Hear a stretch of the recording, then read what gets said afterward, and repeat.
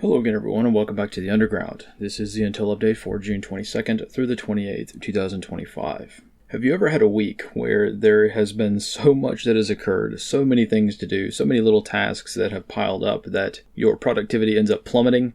Well, that's what this week has been for me. Even just compared to last week, we're certainly in an hourly news cycle at this point. So much so that if something happens in the morning, by the time the afternoon comes, it's already stale, right? So that's just kind of the way it goes sometimes. And nevertheless, we'll try to do the best we can and see what the general overall strategic view is for this week. This week we have had a war, we have had lots of unsettling events in Europe, and of course a lot of disappointment on the domestic front. Here on the home front, there have been two major developments when it comes to domestic political stuff. Of course, there have been many different types of protests occurring around the country, but really nothing worth mentioning. It's protest season. You can guarantee that in every single major city, there's going to be some kind of demonstration underway every weekend, sometimes every day. The situation in Los Angeles remains fairly tenuous, as is pretty common, but for the most part, it's basically just settled into being a more standard baseline of domestic instability. Of course, this ebbs and flows over time, but the more concerning things this week have been in the political arena, most notably the sale of public land or the potential sale of public land out west. This was a minor footnote in the Big Beautiful Bill until everyone realized exactly what this means. So, in short, this section of the Big Beautiful Bill that is ongoing is rather severe, and you can look at it just based on a map alone. So, if you are familiar with my ArcGIS maps, this should be fairly familiar to you. But if you live out west, I would very strongly encourage you to go check this website out. This is an ArcGIS map that was created by a nonprofit that lists or tries to categorize all of the public land that could potentially be for sale out in the American West. Now, once you get into this map, you're going to realize how big of a problem this is and how big of a situation this could be. But right up front, we need to be very, very clear that not all of this land will be sold. The line and the verbiage in the Big Beautiful Bill states that this land could be for sale. So essentially it's stripping protections from public lands so that big companies like BlackRock can then come in and essentially buy a lot of this land. Now again, the politics of this potential land sale or recategorization of public lands is a big deal, especially in the political realm. So a lot of people are going to try to make this to be politics. However, we have to look at it from a more strategic viewpoint as well. So I hate giving statistics because these numbers always change and they're a little bit misleading, but right now, the verbiage as it stands will remove protections and potentially list for sale or allow it to be sold roughly 250 million acres of public lands, BLM lands, and U.S. Forest Service lands out in the American West. Now, if that sounds like a lot, it's because it is. If we understand that the United States is roughly 3.8 million square miles, if we convert that to acres and then, look at the percentages of this, so simple arithmetic, right? We can see that the Big Beautiful Bill is talking about potentially selling over 10% of the American land mass, right? So this is not a small thing. This is a very, very big thing. We're not talking about just a park here, a park there, a couple of dozen acres that nobody uses. No, we're talking about potentially 10% of our nation, the whole country, could potentially be for sale. Now, again, those numbers are going to be changed around probably quite a lot. From what I can read, and it's not easy to read, but from what I can tell in the bill itself, 3 million of those acres will immediately be earmarked for sale. So 3 million of that will be immediately sold to the highest bidder, right? It does not specify that it's going to go to any particular use. It can be sold to anyone as far as I can read, right? And of course, right now, the only body with the ability to buy hundreds of square miles of land is BlackRock. So, or China, right? So through BlackRock. So again, I cannot state how important this is to be aware of and how serious of an issue this is. Just for scale, the whole country of Ukraine is roughly 148 million acres. So we're talking about selling off a part of the United States that's almost twice the size of Ukraine, potentially. Or at least removing the protections so that one day it could be sold. Hopefully everyone can now see why this is a bit of a concern and something to definitely keep an eye on. Because it certainly doesn't look like the politicians involved in this are interested in listening to anyone at this point. So just something to be mindful of. This is not a small little sale of a small Forest Service parcel. No, this is potentially a very, very big deal. Especially considering the nature of foreign nations being able to purchase American land, especially in places where there are a lot of military bases near major population centers. Everyone has freaked freaked out about Russia invading Ukraine, but this bill, as it is currently written, could mean that theoretically Russia could purchase an area almost twice the size of Ukraine in the United States. Again, how this will work out, I don't know. My guess is that they're probably not going to immediately sell 250 million acres of America's, territory, but a good chunk of that will probably happen very, very soon, especially the land that's already been immediately earmarked for sale. Remember, when it comes to bills, this bill came about from the swipe of a pen, right? So all it takes is a swipe of a pen to say, oh, well, let's change that 3 million to 20 million. Well, let's change it to 100 million, and then there we go. If we recall, when this bill was first announced, it wasn't 3 million, it was only 300,000 acres, from what I can read. Again, this is not an easy thing to research, but we've already seen the number increase. So after the bill is passed, are we going to see an amendment that just, scoots through in the middle of the night to essentially just sell off way more than they had planned? That's probably quite likely. So again, pretty big concern to be aware of. Something also to be aware of is this week, the Hearing Protection Act and the Short Act have been stripped from that same bill. So again, something to be mindful of. The Hearing Protection Act was only added to the big beautiful bill as a result of a massive outcry of public support. Same thing with the Short Act.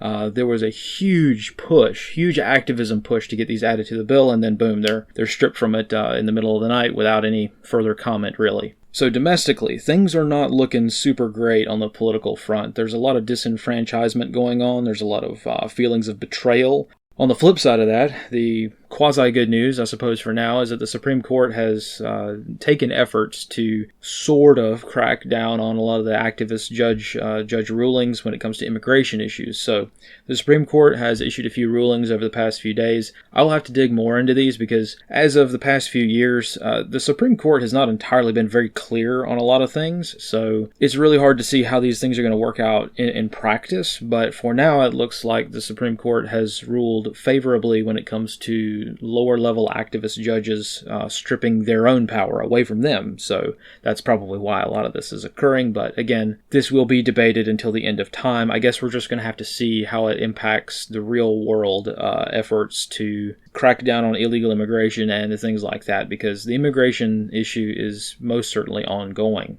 So just to summarize, we can most certainly be thankful and be happy for the good things, the good decisions that are being made, but we also have to hold everyone accountable, regardless of political party, for the not-so-great decisions that are being made, especially when it comes to things like domestic land sales and, political promises being made that aren't even remotely considered to be valid after a short period of time and things like that. So that wraps things up for the United States this week. We'll talk about France and the brief war in the Middle East here in just a moment, but for right now, let's talk about strategic movement. A few days ago, the Ford Carrier Strike Group departed port, and they are inbound for the Middle East. The Ford is probably going to conduct a changeover with either the Vincent or the Nimitz, both of which remain more or less in the same area as before. The British carrier, the Prince of Wales Carrier Strike Group, was observed in Singapore a couple of days ago, so they're continuing their trip over to PACOM after conducting their exercises with the Indian Navy a few days ago. Bottom line for the strategic movement is that not a whole lot has gone home yet, and that may be a clue for what is to continue in the Middle East over the next few days and weeks. For the past few months, we have seen a huge increase in strategic movement to the Middle East. Resources have just been pouring into the region, especially things like fighter jets, bombers,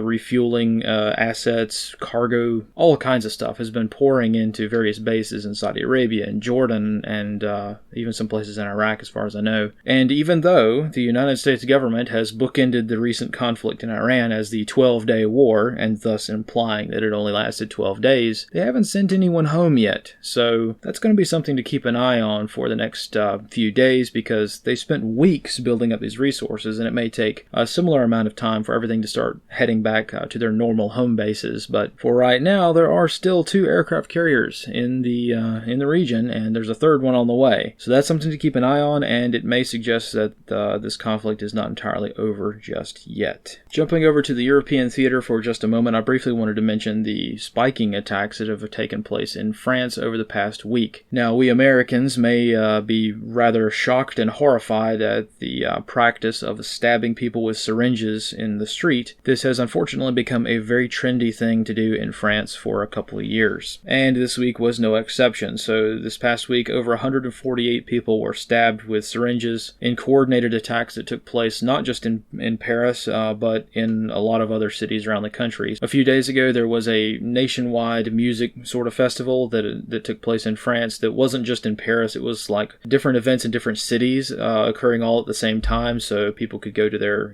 nearest metropolitan area and have some kind of entertainment. Unfortunately, in most cases, there were many people that were stabbed with needles. Once again, to an American audience, this may seem extremely horrifying, and it is. However, it is also not out of the norm for France and Western Europe at large. In fact, this has become such a problem that there are dedicated NGOs and nonprofits that have been stood up to help warn people about the potential for getting stabbed with a needle. This is how widespread this problem has become, and considering that the people who are arrested for stabbing people with needles are really never disclosed to the public, we never learn these people's names, I think we can all kind of make the assessment to determine the risk of what's actually happening here. But in any case, the situation was unique in that there was actually advanced warning. So event goers and the event organizers actually warned people about being stabbed with needles because they detected or somehow or another figured out that a lot of social media posts were going around trying to teach people how to do this and encouraging these types of attacks. It's exceptionally horrific, but this is what happened. And people still went to the events anyway, and 148 people were wounded, including 11 police officers. The reasons for these syringe attacks is fairly obvious. These usually coincide with some sort of assault. However, not always. There are or have been a few cases reported of where people just stab people with needles just for the purposes of either entertainment or to intentionally infect a person with a disease. So, again, very horrific, but it's unfortunately becoming a big problem. So, a lot of media groups have put out tips and tricks, of how to avoid this sort of thing. Here is a snippet on the slide of a USA Today article that is titled, "What You Can Do to Protect Yourself and Still Have Fun," as if this isn't the most unnerving way to talk about this topic ever. I would very strongly encourage everyone to undertake their own risk assessment, and if you ever think that there's going to be the slightest minuscule potential possibility that you might get stabbed with a needle by a psychopath at an event, you might want to reconsider going to that event in the first place. Either way, do what you want to do, but that's just my advice. So, somewhat morbidly, ironically, on a lighter note, let's discuss the war in the Middle East over the past week or so. Now, I will not spend much time on this because I'm sure most of you have been inundated with all kinds of expert analysis from all of the tens of thousands of Iranian experts on the internet. But the bottom line, as far as I'm concerned, in my wheelhouse, is that the United States did conduct strikes in Iran, as we all know, but beyond that, we don't really know what the effect is. Like I've been writing since the strikes occurred, there's really going to be no way for the civilian population, or for any of us really, to understand or know for sure how much the Iranian weapons program was set back, if indeed it was set back at all, or if indeed it actually existed. There's a lot of debate going around, there's a lot of conjecture, and a lot of people who seem very certain about a lot of things. From a more strategic standpoint, we can certainly reflect on who does know. So the only parties that really know without a shadow of a doubt how bad the damage was and how much the Iranian nuclear weapons program was impacted are, of course, the Iranians and the Israelis or the United States. These are the three main parties that are going to know for sure how bad the damage was. And all three of these parties are going to seek to lie about the status of the sites that were struck. So, we will probably never know how effective these strikes were. There's an awful lot of people going to be looking at the same exact satellite image for the next few weeks and months and talking about all kinds of technical data that they could not possibly know in the open space, and it's going to be rather annoying, so that's why I've stepped back from it a little bit. Either way, once again, from a more strategic viewpoint, this may have been a Pyrrhic victory at best, and this comes from one minor statistic that has been running around the internet for the past few days. I think this came from a CENTCOM disclosure, but don't quote me on that. Either way, a lot of think tanks are saying that the United States, during this 12-day conflict, 12-day war, it lasted longer than 12 days, but either way, 12-day 12-day war, the United States expended roughly 20% of our THAAD missile stockpile. So looking to the Far East, that does not entirely bode well for Taiwan or any other nation state that we seek to defend from very large missiles. Now, again, the Taiwan conflict is much different because Taiwan's a lot closer to China than Israel is to Iran. However, it just kind of shows that the United States is certainly a very powerful military, but unfortunately logistics wins wars, and logistics has been a problem. And now that the nations of Ukraine and Israel have sapped the United States of our missile defenses and pretty much anything to be used in war, this is a concern now. So from a wavetop level here at home, the average American citizen who couldn't give one hoot about the Middle East except for the fact they probably don't want to repeat 2003 again. Really, there are two things of note that I can think of off the top of my head, which are, one, it's probably wise to assume that this is not over yet. I'm already starting to see the push for a Colin Powell-esque testimony on weapons of mass destruction, so we're pulling out the WMD's claims again. You know, this missing uranium, this missing highly enriched uranium, you know, in this phantom base that no one knows about. We're starting to see echoes of 2003 again, as if we didn't see them during this entire conflict, but still, it would probably be a wise decision to assume that they're not going to let this go. The Israelis certainly are not interested in letting it go, because a lot of their low-level ministers are saying that, well, if, Iran starts enriching stuff again, we're going to blow them up, and then they wait 2 days and say, oh, the Iranians are enriching stuff again. So it's the same old story as always, but still something to be mindful of. I don't think this is over just yet. It's nice to call it the 12-day war, but I don't think it's over. It may be, hopefully this is over, but if the history of the Middle East is any indication whatsoever, there is no question as to whether or not a ceasefire is going to be violated. It's going to be violated. The ceasefire will be broken. The question is how long it's going to take. It could be days, it could be years. I don't know. It just depends on a lot of factors, but for the United States, for oil prices, things are still quite volatile. It's very interesting that you can see a lot of concerns mount, and then the POL markets. Crude oil gets very, very expensive very shortly, and then the war is declared to be over by the White House, more or less. They're already talking about Nobel Peace Prize nominations and things like that for this 12-day war. And then, of course, the POL markets, the crude markets, calm down again, basically to their pre-crisis levels. But then you look at the shipping, and you see that even after this war is over, there are still a few crude oil companies that are still making U-turns throughout the Strait of Hormuz. So I don't know. It seems to me like there's a lot of people out there who have invested a lot of money in intelligence analysis of the risks to shipping and things like that. Very big corporations are involved, and these very big corporations are still seeing an awful lot of risk. So that's the bottom line for today, is that this may not entirely be over, and oftentimes at the very, very end of a conflict, or what seems to be the end of a conflict, very serious outcomes can still be arrived at. We shall see how it develops in classic form, but that's pretty much all I have for this week. So let's wrap things up today with the intercepted GhostNet reports, and this week it has been very interesting for the GhostNet for me personally, mostly because I have been in an off-grid manner for a couple of days this week. Classic thunderstorms roll in and, knock out power for several hours, but even so, the work must go on, right? And this week I was able to write, record, edit, produce, and upload 2 separate wire reports in an off-grid manner while the power is out, and I think that was a pretty good test of capabilities here. So hopefully it wasn't too out of the ordinary for this week, but of course during the GhostNet my power was out as well, so even though my own personal, HF shortwave radio setup is entirely off-grid, that's the way it normally functions, just as a baseline, the issue is thunderstorms.